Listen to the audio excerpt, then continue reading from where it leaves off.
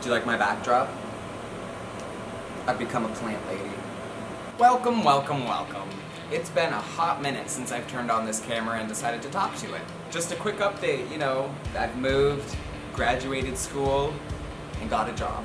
That's why there's been such a gap in videos. Today, after bathing my Sphynx cats, I decided I wanted to make a video of things I didn't realize before owning a Sphynx. Or some weird things you never thought would happen while owning a Sphynx. I'm gonna talk about those things. So I guess first things first, maybe you should be introduced to my Sphynxes. So we're gonna start with my male, Calvin. And he is a chubby, cute little guy who craves attention and love. So let's go get him. This is Calvin, otherwise known as Winky. So I just gave these guys a bath today, and they're supposed to be bathed around every other week. That doesn't happen. Some Sphynxes like baths. Both of mine hate it. They hate it so bad. They already know what's happening when the bathtub is running, and they hide. But he smells like baby shampoo right now, like Johnson & Johnson, so he just smells like a little baby. So I was walking around earlier, picking off eye boogers off the wall, because that's a thing. Sphynx cats don't have hair to push out their eye boogers, so they just kind of sit in their eyes or like on their eyes, and every time they shake, you'll find eye boogers everywhere. On you?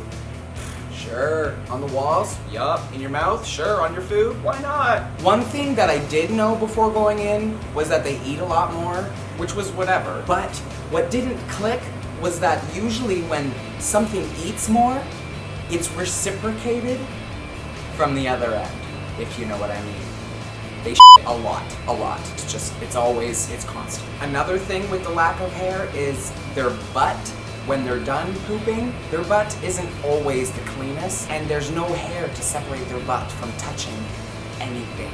All surfaces. No surfaces are out of bounds. They don't give a shit. Okay? But I think that's just most cats anyway. Calvin has like a thin layer of peach fuzz on him. And he kind of feels like a peach, where my female, Valerie, is completely hairless and feels very silky.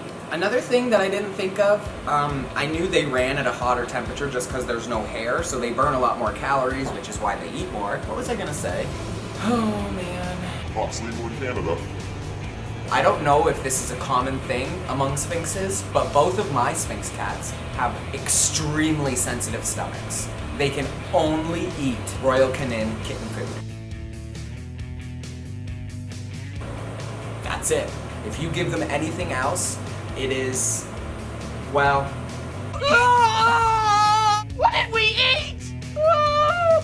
Yeah, not good. He really likes it. He gets his claws going and he's just digging in. Oh, he just loves it. I didn't know that if they sat in a window too long, they could get a sunburn, which neither of my guys have had sunburns, but that could be dangerous. I don't know if this is just my Sphynxes, but their shit stinks so bad. It just seems like both of my Sphynxes don't have proper sphincters.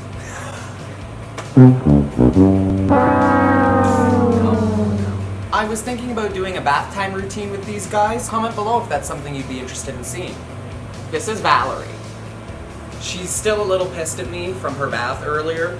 She didn't enjoy it in the slightest. Now you can tell she's a lot scrawnier than Calvin is, which is weird. We've been trying to fatten her up for some time now. She's over a year and 2 months. She's still on kitten food, just for the extra calories and fat. Extra calories for Valerie. But anyway, we also buy this tube called High Cow. It's just a paste for like sickly kind of cats that need to gain a lot of weight. So it's just this paste of gross, dense calorie intake, and she's had like several bottles of that. But she was way more malnourished when we got her. And honestly, I think this is just the shape she is. Because she gained weight to a certain extent and then just can't gain any more. We got both Valerie and Calvin in Toronto, Canada. Calvin's breeder was located in Toronto, where Valerie was actually flown in from the Ukraine. So we're not sure if they have different breeding standards over there that made her more sickly looking, but we love her just the same.